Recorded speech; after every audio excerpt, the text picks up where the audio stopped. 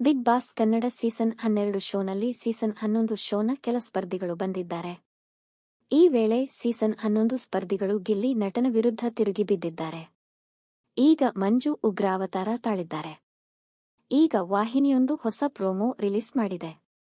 Max ಮಂಜು ಅವರ bachelor ಪಾರ್ಟಿಯನ್ನು ಈ ಮನೆಯಲ್ಲಿ ಮಾಡಲಾಗುತ್ತಿದೆ. ಈಗ ಬಿಗ್ ಬಾಸ್ ಮನೆ ರೆಸಾರ್ಟ್ ಆಗಿದೆ.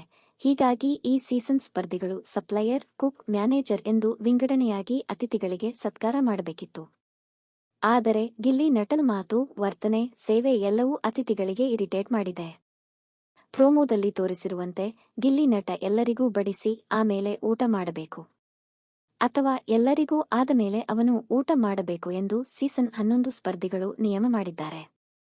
ಆದರೆ ಗಿಲ್ಲಿ ಮಾತ್ರ ಇದನ್ನು ಫಾಲೋ ಮಾಡಿಲ್ಲ. ಕಿಚನ್ಗೆ ಹೋಗಿ ಅವರು ಊಟವನ್ನು ಬಡಿಸಿಕೊಂಡಿದ್ದಾರೆ. ಗಿಲ್ಲಿ ನಟ ತಿನ್ನುತ್ತಿರೋದು ಮ್ಯಾಕ್ಸ್ ಮಂಜುಗೆ ಸಿಟ್ಟು ತರಿಸಿದೆ. ಹೀಗಾಗಿ ಅವರು ಕೂಗಾಡಿದ್ದಾರೆ.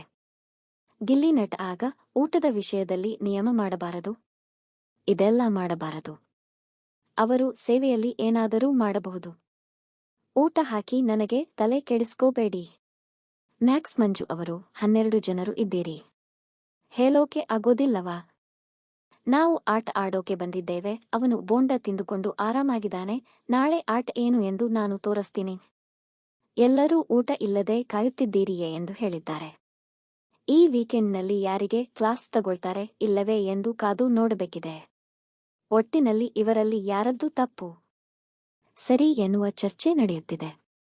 ಸೋಷಿಯಲ್ ಮೀಡಿಯಾದಲ್ಲಿ ಸೀಸನ್ 11 ಸ್ಪರ್ಧಿಗಳು 12 ಸ್ಪರ್ಧಿಗಳ ಆಟದ ವೈಖರಿ ಬಗ್ಗೆ ಚರ್ಚೆಯಾಗುತ್ತಿದೆ.